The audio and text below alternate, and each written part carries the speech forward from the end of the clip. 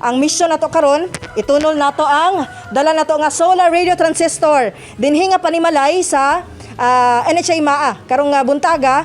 Syempre hatod ni sa One Radio campaign sa RMN Foundation. Tara, sabay mi ni Rajman Joel kay ato anang personal itunol ang ato ang early Christmas gift nga hatod sa RMN Foundation. Maayong buntag. May buntag sad, ma'am. Yes. Sige ma'am, unsay kompletong pangalan?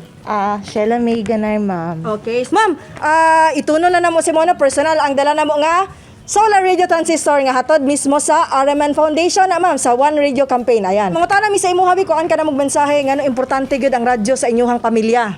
Para makaibalo sa mga balita, ma'am. Oo, kumusta man mo atong sunod-sunod sa gunson nga pag-ulan na pagbunod sa ulan dinhi sa inyong lugar? Nabahaan mi, ma'am. Nasudlan jud mi diri, So dako kayong tabang sa iyong pamilya nga makahibalo mo daano nga nay mga bagdaot sa panahon para makaprepara mo. Yes, ma'am. Oo, kana sakto na kay ang DXDC updated gyud na sa mga balita.